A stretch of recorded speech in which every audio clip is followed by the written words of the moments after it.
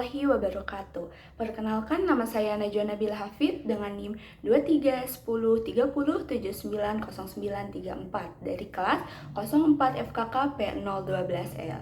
Jadi pada video kali ini saya akan menjalankan tugas imunologi tentang respon imun non-spesifik atau innate immunity. But before we get into the explanation about respon imun, mari kita simak video berikut ini secara singkat terkait respon imun. Respon imun adalah cara tubuh mengenali dan mempertahankan diri dari zat asing atau patogen seperti bakteri, virus, dan benda asing lainnya. Adapun fungsi dari respon imun itu adalah yang pertama, melindungi diri dari penyakit, yang kedua, mengenali dan menghancurkan sel abnormal, infeksi, dan patogen yang berbahaya bagi tubuh. Yang ketiga, memperbaiki jaringan yang rusak, dan yang keempat atau yang terakhir yaitu menjaga keseimbangan komponen dan fungsi tubuh. Itu tadi penjelasan singkat terkait respon imun. Jadi pada saat patogen masuk ke dalam tubuh atau imun itu akan merespon patogen tersebut.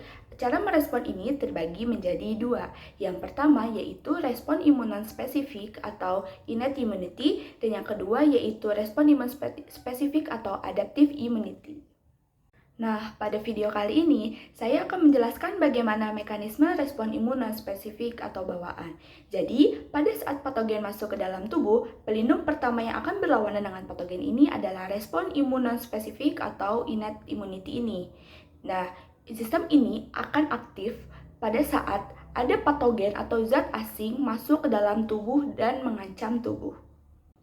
Respon imun non-spesifik itu terdapat dua lapisan pelindung. Yang pertama itu adalah lapisan eksternal atau lapisan pertama dari pertahanan tubuh, serta lapisan mencegah dan menyerang patogen di luar jaringan tubuh. Contohnya itu ada kulit, rambut, silia, dan lapisan mukosa, dan itu termasuk ke dalam barrier fisik.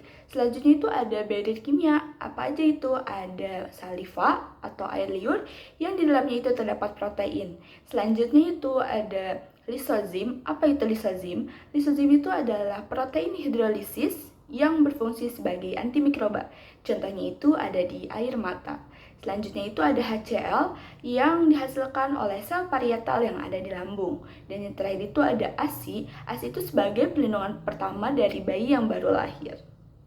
Jika patogen lolos atau tidak tersaring oleh sistem pertahanan pertama atau eksternal, maka akan dihadapi oleh sistem pertahanan kedua atau internal, yaitu sistem pertahanan tubuh yang menyerang benda asing atau patogen yang sudah masuk ke dalam jaringan tubuh.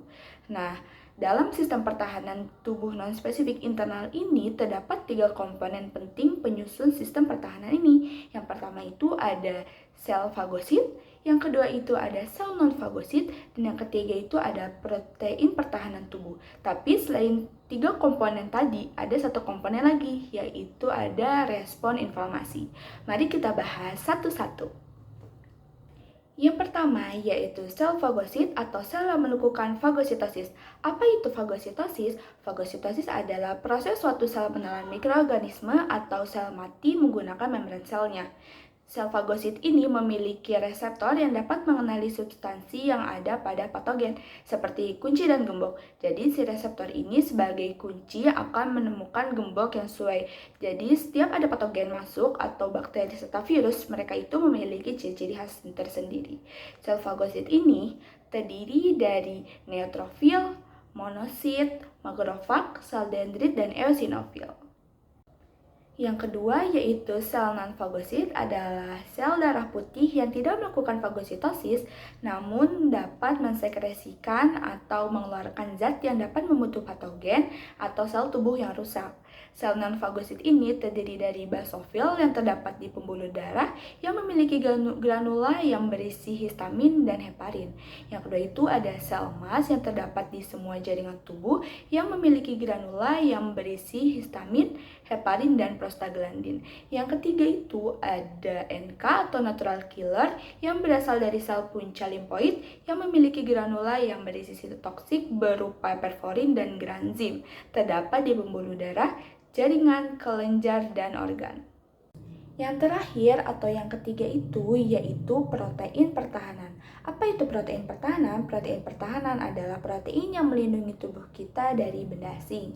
Protein ini dihasilkan sel tubuh ketika ada infeksi dari benda asing seperti bakteri atau virus.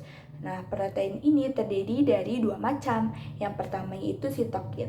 Apa itu sitokin? Sitokin adalah protein yang mengirimkan sinyal ke tubuh saat terkena patogen. Contohnya itu ada interleukin atau ILC, interferon atau INF, tumor necrosis factor atau TNF, selanjutnya ada chemokine, terus selanjutnya itu ada colony stimulating factor atau CSF, dan yang terakhir itu ada TGF beta.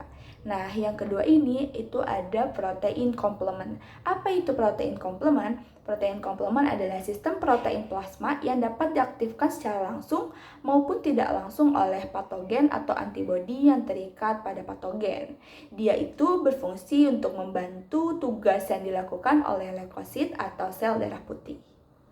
Misalnya, saat kita memiliki luka kulit yang terbuka, itu patogen akan mudah masuk ke dalam tubuh kita. Contohnya itu bakteri. Bakteri itu memiliki endotoksin yang dapat merusak jaringan tubuh. Endotoksin ini akan dikenali oleh sel mas, dan sel mas akan mensekresikan histamin dan prostaglandin.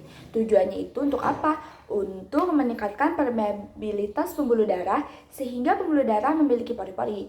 Nah, pori-pori ini memicu plasma darah untuk masuk ke dalam jaringan dan akan mengakibatkan bengkak pada area kulit yang terkena infeksi. Nah, karena bengkak ini akan menekan reseptor rasa sakit yang ada di sekitar jaringan terinfeksi, sehingga kita akan merasakan rasa sakit tersebut. Seperti itu adalah proses inflamasi pada tubuh kita atau proses saat bakteri atau patogen yang masuk ke dalam tubuh kita dan menyebabkan kita merasakan sakit atau demam. Sekian, terima kasih. Wassalamualaikum warahmatullahi wabarakatuh.